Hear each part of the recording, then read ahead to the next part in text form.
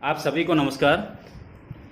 व्याख्यान माला की इस कड़ी में अब चर्चा कर रहे थे भारतेंदु हरिश्चंद्र, आधुनिक काल के जनक, या यूं कहें कि गद्य साहित्य के जनक। अब हम चर्चा करेंगे भारतेंदु हरिश्चंद्र द्वारा रचित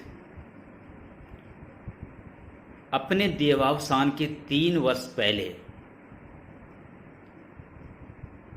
का एक प्रसंग, एक नाटक, जो उन्होंने बहुत अल्प समय में, या यूं कहें कि उनको सिर्फ 1 दिन का समय दिया और उस 1 दिन के समय में उन्होंने उस नाटक की रचना भी की और उसी दिन उसका मंचन भी हुआ।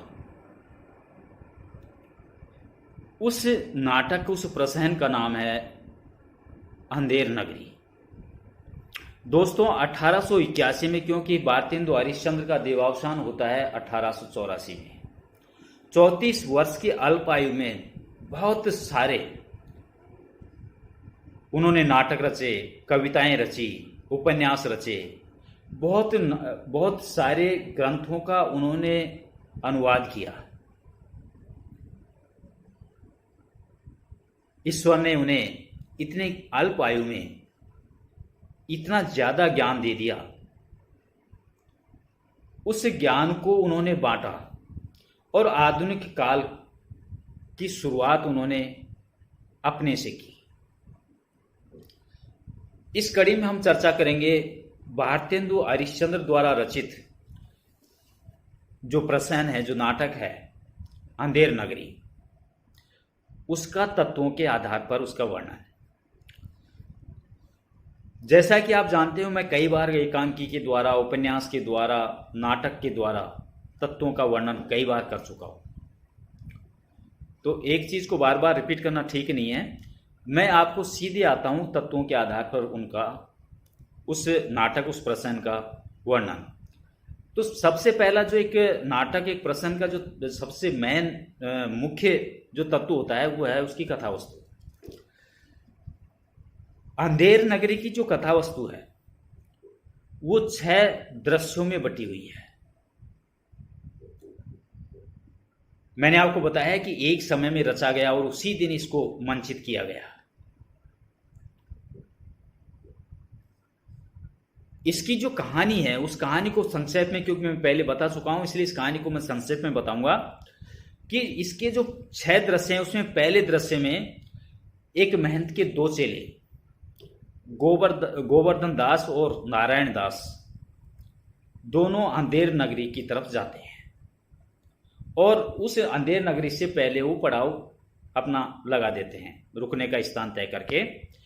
दूसरे दृश्य में अंधेर नगरी के बाजार का चित्रण है और उस बाजार में कबाब वाला, घासीराम, नारंगी वाला, हलवाई, कुजड़ीन, चूरन वाला, मछली वाला, बनिया, यानी सभी जाति को और सभी तरह के व्यापार करने वाले लोग हैं। तो उन सभी लोगों की जातियां, उनके व्यापार और उनके व्यवसाय की स्थिति, जीवन पद्धति, उनके बोलचाल, इन सब का वर्णन दूसरे दृश्य के अंदर दिया गया है।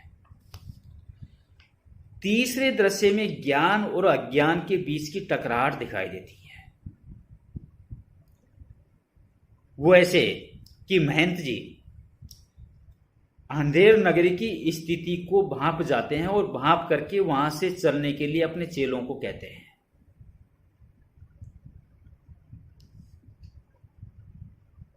और चलने से पहले वो एक बार उन चेलों को उस नगरी में प्रवेश करवाना चाहते हैं। तो उनका एक चेला नारायण दास तो पूर्व दिशा से प्रवेश करता है और दूसरा गोवर्धन नाथ दास वो पश्चिम दिशा से उस अंधेर नगरी के अंदर प्रवेश करते हैं। ये प्रवेश जो प्रसंग है ये भी सांकेतिक है। कहने को तो यहां पर एक महंत 2 चेलों को प्रवेश करवा रहा है, लेकिन जो पूर्व से प्रवेश करता है नारायण दास, वो तो भारतीय चेतना का प्रतीक है, और जो पश्चिम से गोवर्धन दास को जो प्रवेश करवाते हैं वो पश्चिम संस्कृति का प्रतीक है। उसके कारण जो भारतीय संस्कृति का प्रतीक है नारायण दास, वो तो उस जाल से निकल जाता है, लेकिन पाश्चात्य संस्कृति का प्रतीक गोवर्धन दास उस संस्कृति में, उस अंधेर नगरी में उलझ करके रह जाता है। तो ये उसके तीसरे जो दृश्य है उसमें आता है। चौथा दृश्य की बात करें, चौथा दृश्य में न्याय व्यवस्था के ऊपर तंज कसा गया है और उसमें न्याय व्यवस्था किस तरह की है, कैसे एक व्यक्ति की दीवार गिरती है, दीवार से एक बकरी मर जाती है, उस बकरी मरने पर कितने लोग वहां पर जुड़ जाते हैं, एक के बाद एक राजा न्याय करता है तो एक के बाद एक कितने लोगों को बुलाता है और उनको बुलाता बुलाता आखिर में सजा किसको मिलती है। तो ये इस चौथे जो दृश्य है उसमें न्याय व्यवस्था के ऊपर तंज कसा गया है उस समय की। पांचवा जो दृश्य है, उस पांचवें दृश्य में जो पश्चिम वाले गेट से प्रवेश करता है गोवर्धन दास, जो महंत का चेला है, उस चेले की मौत जैसे ही वो नगरी में प्रवेश करता है, उस नगरी में जो उसे दिखाई देता है, जो उसे सुनाई देता है, उन सबको देख और सुन करके वो आनंदित होता है, प्रसन्न हो जाता है और उसकी संपूर्ण मौज मस्ती का जो चित्रण किया है, वो चित्रण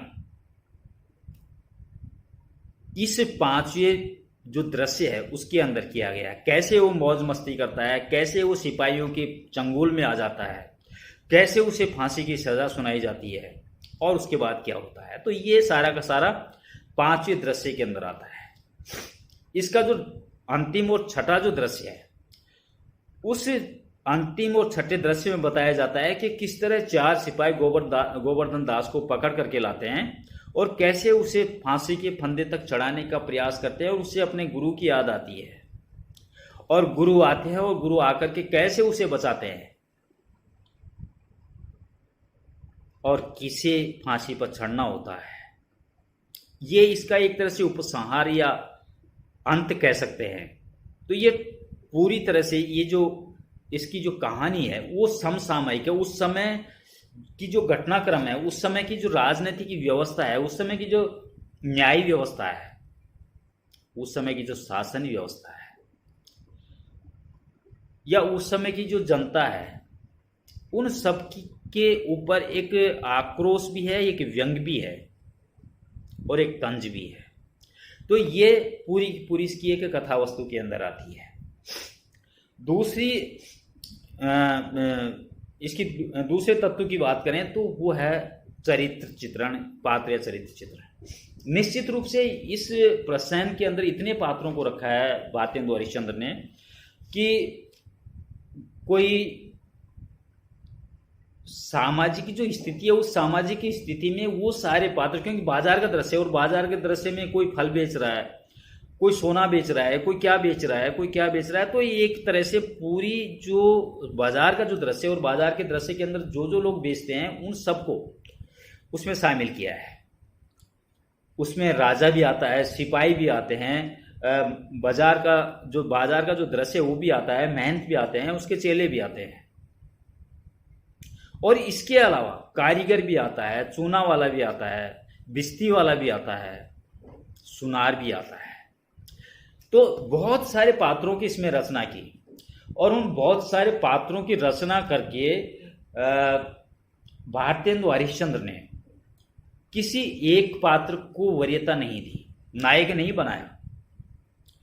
दूसरा, इसमें हर पात्र का जो अभिनय है, कुछ पात्र तो ऐसे हैं जो आते हैं मंच पर, रंगमंच पर आकर के चले जाते हैं। कुछ पात्र ऐसे हैं जो आवाज लगाते हैं अपनी चीजों को बेचने के लिए। कुछ पात्र ऐसे हैं जो उस समय की शासन व्यवस्था के ऊपर एक तंज होने के साथ साथ उस शासन व्यवस्था में किस तरह होता था उसको बताने का प्रयास कर रहे हैं। कुछ पात्र उस न्याय व्यवस्था के ऊपर तंज करते हैं। तो इस तरह पात्र, इसका न तो कोई मुख्य पात्र है न कोई सहायक पात्र है।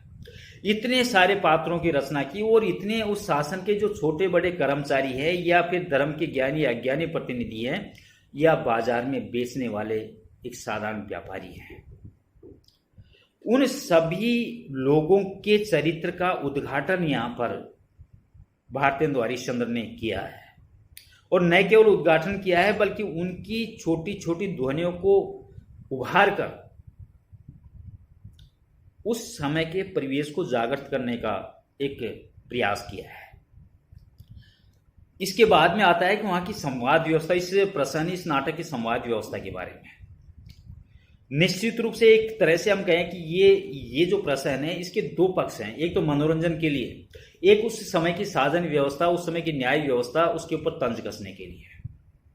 साधारण जनता को लगता है कि मनोरंजन है, लेकिन भारतेंदु हरिश्चंद्र के मन में और बुद्धिजीवी वर्ग के मन में उस समय की शासन व्यवस्था को लेकर के जो आक्रोश था, उस आक्रोश को व्यक्त करना यहां मूल उद्देश्य झलकता है भारतेंदु हरिश्चंद्र का। तो संवाद व्यवस्था, क्योंकि इस नाटक का न तो कोई एक मुख्य पात्र है न कोई सहायक पात्र है। संवाद छोटे हैं, संक्षिप्त हैं, रोचक हैं, मनोरंजनपूर्ण है। पात्र एक नहीं 24 हैं, 30 हैं, कहीं 25 हैं, कहीं 35 हैं। कुछ पात्र ऐसे हैं जो सिर्फ रंगमंच पर अपने आप को दिखाने के लिए आते हैं, उनका कोई संवाद नहीं है। कुछ पात्र हैं जो पंक्ति में एक या दो शब्द बोल करके वहां से निकल जाते हैं। लेकिन जो पात्र मौन है उनका भी कहीं कहीं वर्चस्व है। जो पात्र सिर्फ एक या दो शब्द बोल करके निकल जाते हैं उनका भी कहीं कहीं वर्चस्व है। तो संवाद व्यवस्था रोचक हो, समय समसामयिक हो, परिवेश के अनुकूल हो और व्यवस्था के अनुसार हो। भारतेंदु हरिश्चंद्र ने ये सारी चीजें सोचकर, ये सारी बातें सोचकर इस नाटक की, इस प्रसंग की रचना की। आपको मैं सुनाता हूं एक दुकानदार और जो गोवर्धन दास था, इसका संवाद वहां शुरू होता है कि जब गोवर्धन दास अंधेर नगरी में प्रवेश करता है। और उस अंधेर नगरी में प्रवेश करने के बाद में जब वो वहां की चीजों का मोल भाव करता है, क्या पूछता है और क्या जवाब मिलता है। गोवर्धन दास पूछता है कि भाव पूछ रहा है जौ और चावल का। बनिया कहता है टके शेर। दूसरा सवाल गोवर्धन दास का होता है और चीनी। बनिया का जवाब होता है टके शेर। ये जाहिर करता है कि उस समय की शासन व्यवस्था, उस समय की बाजार व्यवस्था, उस समय की न्याय प्रणाली के ऊपर कि हर चीज चाहे वो कितनी भी महंगी हो, कितनी भी सस्ती है, सब टके शेर।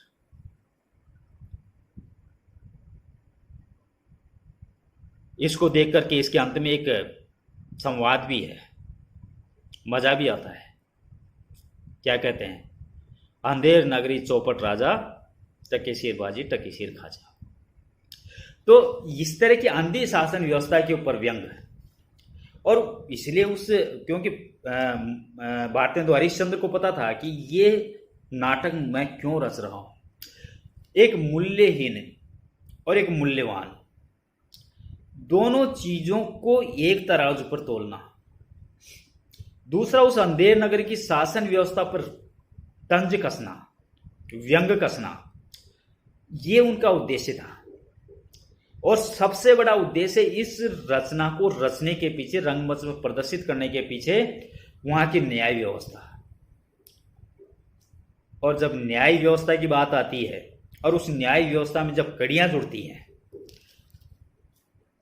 तो बकरी वाला, कल्लू बनिया, चूने वाला, मसक वाला, कोतवाल, राजा और गोवर्धन दास, ये सारे के सारे पस्ते चले जाते हैं। अन्याय कौन करता है, न्याय किसको मिलता है, सत्यता पर कौन है, लेकिन सजा किसको मिलती है, ये है अंधेर नगरी। तो इस प्रकार ये पूरी जो शासन व्यवस्था के ऊपर तंज कसने का काम किया, तो ये पूरी चीजें संवादों के अंदर आती है। अब इसकी भाषा शैली की हम बात करें, क्योंकि ये जो नाटक की जो रचना की थी उस परिवेश में की गई थी जहां ज्यादातर पब्लिक अनपढ़ थी। कुछ पढ़े लिखे लोग भी थे, अंग्रेजों का जमाना था, तो निश्चित रूप से ये सभी लोगों को समझाने का एक संयुक्त प्रयास था भारतेंदु हरिश्चंद्र का। तो उसमें उन्होंने तद्भव तत्सम तत्सम देशज विदेशी, यहाँ तक कि अंग्रेजी, उर्दू, फारसी, बहुत सारी भाषाओं के शब्दों का प्रयोग उनको करना पड़ा, क्योंकि एक तरफ राजा से भी बात करनी है, एक तरफ रंक से भी बात करनी है, एक तरफ सामंतवादी व्यवस्था से बात करनी है, दूसरी तरफ एक साधु से भी बात करनी है। सिपाहियों के द्वारा किस तरह की बात की जाती है, पब्लिक उसको, जो जनसाधारण लोग हैं वो उसको किस तरह समझेंगे। तो देसी भाषा का प्रयोग, ग्रामीण भाषा का प्रयोग, अंग्रेजी का प्रयोग, उर्दू फारसी का प्रयोग, तो एक छोटे से प्रश्न 20-22 पेज के एक प्रश्न में इतनी सारी चीजों को मिला देना और उन सारी चीजों को रंगमंच पर प्रदर्शित करना ताज्जुब होता है, वो भी एक रात में। मैं सलाम करता हूं उस परिवेश को, उन लोगों को, कि उन्होंने किस तरह उन चीजों को देखा होगा और किस तरह उन चीजों को सामने लाए होंगे। अब हम बात करते हैं इसके अंतिम कड़ी की, उद्देश्य की। इस नाटक को रचने के, इस प्रश्न को रचने के पीछे भारतेंदु हरिश्चंद्र का जो मूल उद्देश्य था, वो मूल उद्देश्य अंधेर नगरी के माध्यम से उस समय की जो अंग्रेजी सत्ता थी, उस अंग्रेजी सत्ता की शासन व्यवस्था और न्याय व्यवस्था की कुरूपता, कमजोरी को बताना उनका मूल उद्देश्य था।